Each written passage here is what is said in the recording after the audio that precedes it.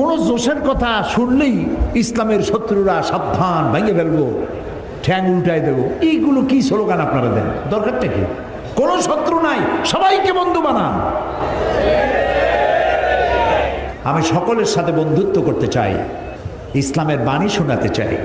দেখছেন ভারতের বুকে ডক্টর জাকির নায়েক কি সুন্দর করে বলে, কথার মধ্যে কোনো উত্তাপ নাই, গাল নাই, গর্জন নাই, তর্জন নাই, কোনো গ্ল্যামার ছাড়া, কোনো বিজ্ঞাপন ছাড়া একটা টেলিভিশন চলে একটা ব্যক্তি দিয়া, যার দর্শক সংখ্যা কোটি কোটি, এবং তার শ্রোতারা মূর্খ না, যারা শোনে হাইলি এডুকেটেড পারসন, হাজার হাজার বসে বসে তার কথা শোনে। সুবহানাল্লাহ। তার কথা মনে উঠলেই আমার দোয়া আসে শুধু। আমার কাছে মনে হয় মুসলিম মিল্লাতের জন্য আল্লাহর এক নিয়ামত।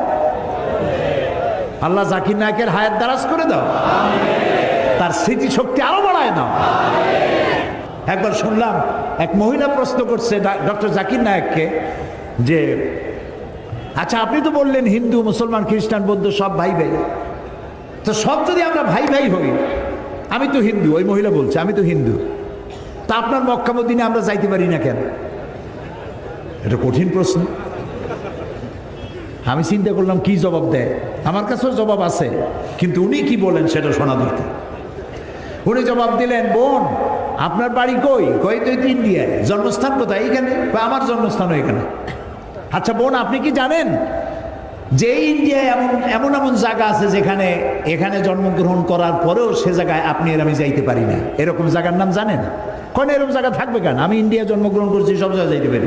উনি বললেন মোটেই না, এখানে এমন এমন জায়গা আছে যেখানে আপনি আমি প্রবেশ করতে পারবো না, তার নাম ক্যান্টনমেন্ট। ক্যান্টনমেন্টে আপনিও ঢুকতে পারবেন না, আমিও ঢুকতে পারবো না।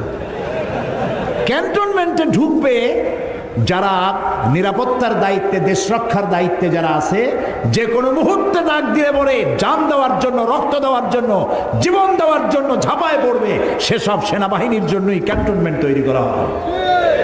ওখানে আপনি আর আমি যাইতে পারবো না। ইসলামেরও একটা ক্যান্টনমেন্ট আছে, সেটার নাম মক্কা আর মদিনা। ওইখানে ওই সব লোকেরাই যেতে পারে যারা আল্লাহর জন্য জান দিতে পারে, মাল দিতে পারে, রক্ত দিতে পারে। প্রিয় বোন আপনিও যেতে পারবেন, আপনার পাসপোর্টে একটা ভিসা লাগান, ভিসার নাম লা ইলাহা ইল্লাল্লাহু মুহাম্মাদুর রাসূলুল্লাহ।